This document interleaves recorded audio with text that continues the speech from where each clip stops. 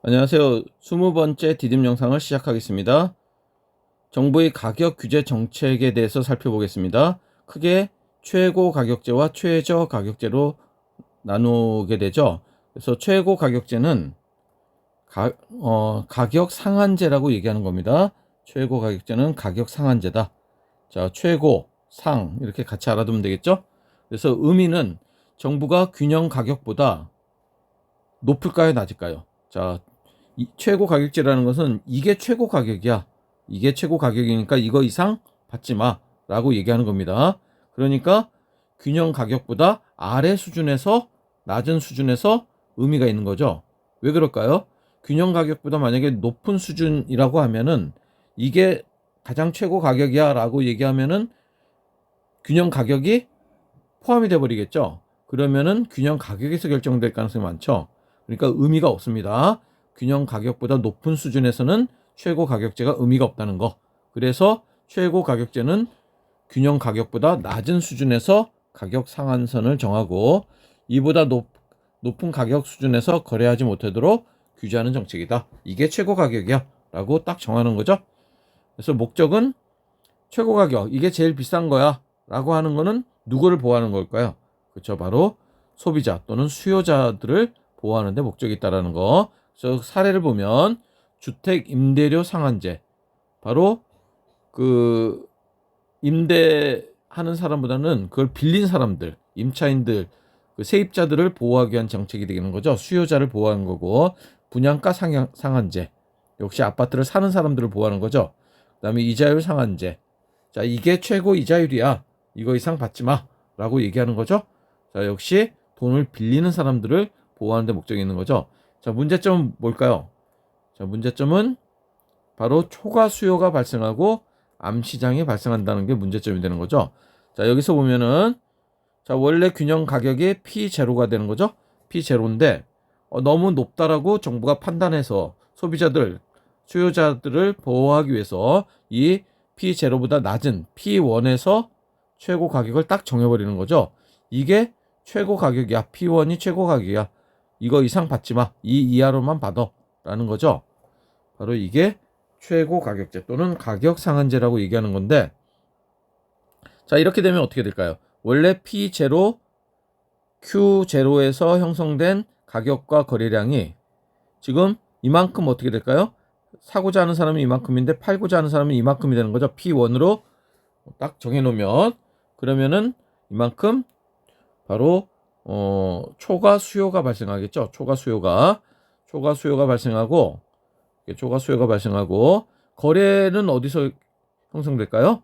자, 사려는 사람은 이만 PQ0, Q2지만은 파는 사람이 Q1밖에 파는 사람이 없으니까 거래는 결국 Q1에서 결정이 되겠죠. 그래서 거래량이 대폭 감소하고 공급량 감소로 인해서 거래량이 감소하게 되고, 그러면은 어떻게 될까요? 이렇게 초과 수요가 발생하고 거래량이 감소하면 자, 암시장이 발생한다고 그랬는데, 자, 돈을 더 주고라도 사고자 하는 사람이 발생하겠죠. 어느 선까지요?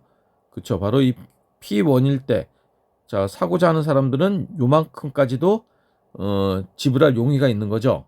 그러니까 요 점에서 요 사이에서 암시장의 가격이 형성된다라고 얘기할 수 있겠죠. 자, 최고 가격제 얘기했고, 그 다음에 자, 다른 정부의 가격 통제 정책으로서는 최저 가격제가 있죠. 이 가격이 최저 가격이야. 그러니까 이거 이상 받아 라는 거죠. 바로 그게 최저 가격입니다. 다른 말로는 가격 하한제라는 말이 있습니다. 자, 같은 의미가 되겠고, 가격 하한제와 최저 가격제는 같은 의미가 되겠고, 정부가 균형 가격보다 어떻게 될까요? 그렇죠. 높은 수준에서 자, 여기 암시장이라고 했는데 암시장이 아니라 높은 수준에서 가격 하선을 정하고 이보다 낮은 가격 수준에서 거래하지 못하도록 하는 정책이 바로 최저 가격제가 되겠죠. 자, 왜 높은 수준에서 형성이 될까요? 자, 균형 가격보다 낮은 수준에서 만약에 이런 최저 가격을 실시하면 어떤 문제가 발생할까요? 그 최저 가격으로 결정되면은 그게 가장 낮은 가격에 이상 받아라고 얘기하는 거니까, 만약에 균형 가격보다 아래에서 결정되면은 결국 균형 가격이 포함되어 버리겠죠. 그러면은 균형 가격에서 이런 최저 가격이 형성될 가능성이 있는 거죠. 그래서 최저 가격제는 주로 균형 가격보다 높은, 자, 이 저하 이런 의미라고 균형 가격 아래가 아닙니다. 그거를 헷갈리면 안 되겠어요. 자, 균형 가격보다 높은 수준에서 형성된다는 거. 최고 가격제는 균형 수준에서 낮은 거고 반대가 되는 거죠. 그다음에 최저 가격제는 균형 가격에서 높은 수준에서 형성된다는 걸 기억해 주시면 되고, 이거는 공급자 또는 생산자를 보호하는 데 목적이 있다는 거. 대표적인 사례로는 최저임금제가 있는 거죠. 최저임금제의 공급자는 누굴까요? 바로 노동자들이 최저임금제의 공급자고, 수요자는 바로 기업 하는 사람들이 되겠죠. 그래서 노동자를 보호하는 데 목적이 있는 거죠. 바로 최저임금제. 그래서 이렇게 되면은 초과 공급이 발생하고 역시 암시장이 발생해서 자, 이런 문제점이 발생할 수 있다라는 거. 자, 여기 원래 P0에서 균형 가격이 형성됐는데, P0, Q0에서 균형 가격과 거래량이 형성되는데, 자, 이 균형 가격보다 높은 수준에서 이게 최저 가격이야. 이거 이상 받아. 이상 에서 정부가 의도적으로 가격을 형성시키는 거죠. 이렇게 되면 어떻게 될까요? 팔고자 하는 사람은 이만큼인데 사고자 하는 사람이 이만큼이니까 이만큼 초과 공급이 발생하는 거죠. 자, 이게 만약에 노동시장이라면은 이만큼 뭐가 발생하는 걸까요? 그렇죠? Q1, Q2만큼 실업이 발생하는 거가 되겠죠. 실업이 발생한다라고 얘기할 수 있고, 자, 여기에서의 거래량은 어떻게 될까요? 거래량은 팔고자 하는 사람이 이만큼이지만은 사고자 하는 사람이 이만큼이니까 Q2가 거래량이 아니라 Q1에서 거래가 이루어지겠죠. Q1에서 거래가 이루어지고, 그리고 파는 사람 입장에서는 요 P1에서 이렇게 해서 요 공급 곡선과 만나는 점, 여기를 P2라고 하면은 이 P1에서 P2 요 사이에서 암시장의 가격이 형성된다, 이렇게 얘기할 수 있겠죠. 요 P2까지도 팔 의향이 있었는데 이거보다 지금 높게 형성되어 있는 상태죠. 그러니까 P1, P2 사이에서 암시장의 가격이 형성된다, 이렇게 얘기할 수 있습니다. 자, 그래서 자, 가격 통제 제도와 총잉여의 변화를 살펴보면, 자, 먼저 시장 균형, 여기 P0가 되겠죠. 시장 균형에서의 총잉여는 1, 2, 3, 4, 5, 6 요 면적이 총잉여가 되겠죠. 자, 균형일 때는 요 전체 면적이 그 총잉여가 되지만은, 만약에 최저 가격이니까 균형 가격에서 위에서 결정되겠죠. P1으로 설정할 경우에는 이렇게 되겠죠.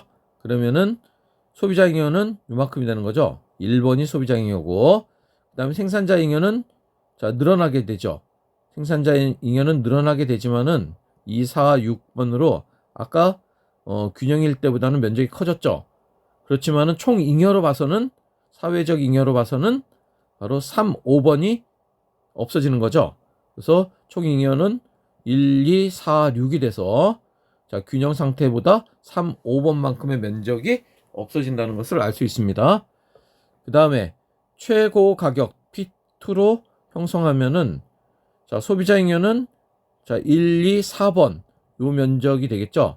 그 다음에 생산자 잉여는 6번이 되겠죠. 여기서 그래서 소비자 잉여와 생산자 잉여를 합친, 자, 1, 2, 4, 6이 총 잉여가 되는데, P2로 최고 가격을 형성할 경우에는, 그러니까 소비자는 좋지만은 생산자 잉여가 대폭적으로 줄어들기 때문에 사회적으로 봐서는 사회적 잉여, 총 잉여는 3, 5번만큼 줄어든다라고 얘기할 수 있다는 겁니다. 그래서 균형 가격인 P0에서 자, 거래가 이루어질 때 사회적으로는 가장 효율적인 그런 어떤 거래가 이루어진다라고 본다는 겁니다. 자, 그러면은 자, 요 내용과 관련돼서 개념 체크 해 보도록 하겠습니다. 자, 먼저 1번 소비자가 상품을 구입하면서 얻었다고 느끼는 이득의 크기는 그쵸 바로 소비자 잉여가 되겠죠. 2번 생산자가 상품을 판매하면서 얻었다고 느끼는 이득의 크기는 그쵸 생산자 잉여가 되고 소비자 잉여와 생산자 잉여를 합치면 총 잉여라고 얘기하죠. 그 총 잉여는 균형 상태에서 최대가 된다. 이 총 잉여는 사회적 잉여라고도 얘기했죠. 그 다음에 경쟁 시장의 균형 상태에서 수요가 증가하는 경우 소비자 잉여와 생산자 잉여는 모두 증가한다. 이렇게 얘기할 수 있고, 자, 시장 최고 가격제는 시장 균형 가격보다 낮은 수준에서, 그 다음에 최저 가격제는 시장 균형보다 높은 수준에서 의미가 있다라는 얘기를 했습니다. 그다음에 분양가 상한제나 이자율 상한제와 같은 최고 가격제는 소비자 또는 수요자를 보호하기 위한 목적이다라고 얘기했습니다. 그다음에 최저 가격제가 되겠고, 자 공급자를 보호하는 것이다. 그다음에 정부가 균형 가격보다 높은 수준에서 최저 가격제를 시행하는 경우 어떻게 될까요? 그렇죠? 팔고자 하는 사람이 더 많이 발생하겠죠. 초과 공급이 발생하고 균형 가격보다 낮은 최고 가격제를 시행하는 경우에는 사고자 하는 사람이 많아지겠죠. 그래서 초과 수요가 발생한다 라고 얘기했습니다. 자, 확인 문제 들어가도록 할게요. 자, 표는 X제 시장의 소비자 을의 X제 한 개 추가 소비에 따른 최대 지불 용의 금액을 나타내는 거죠. 자, 이거는 소비자 잉여할 때는 최대 지불 용의 금액이라는 말을 했죠. 그래서 각각 을은 각각 X제를 최대 3개까지만 소비할 수 있다라고 얘기했습니다. 1번 보도록 하겠습니다. 갑의 X제 소비에 따른 총 만족감은 자, 총 만족감은 자, 첫 번째가 5이라는 5달러고 두 번째가 4달러고 세 번째가 3달러니까 점점 갈수록 총 잉여는 어떻게 될까요? 5, 두 번째는 9, 그다음에 3을 더하니까 12 이런 식으로 늘어나는 거죠. 그래서 1번은 틀렸고 2번 균형 가격이 3달러인 경우에는 균형 가격이 3달러면 어떻게 될까요? 갑의 소비자 잉여는 3달러인 경우에는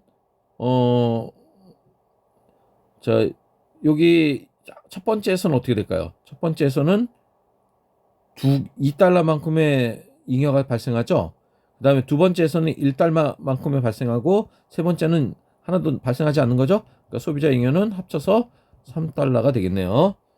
그 다음에 3번 균형 가격이 4달러인 경우에는 갑은 첫 번째와 두 번째 두 개를 사겠죠.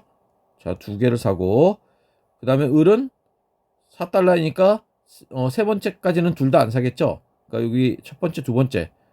그래서 총 4개를 사게 되겠네요. 그래서 곱하기 4달러 하면은 16달러. 이렇게 해서 3번이 답이 되겠습니다. 3번이 답이 되겠고, 그다음에 4번은 갑이 X제 2개를 구입하였다면은 균형 가격은 4달러라고 얘기했는데 X제 2개를 구입했지만은 X제 가격이 3달러보다 크고 4달러 이하인 경우에도 2개를 구입할 수 있는 거죠. 그러니까 반드시 균형 가격이 4달러라고는 얘기할 수 없습니다. 그 다음에 을이 X제 2개를 구입했다면 역시 X제 가격이 3달러를 넘고 그 다음에 5달러 이하인 경우가 있을 수 있기 때문에 5번도 틀렸습니다. 그래서 답은 3번이 되겠습니다. 이상 마치겠습니다.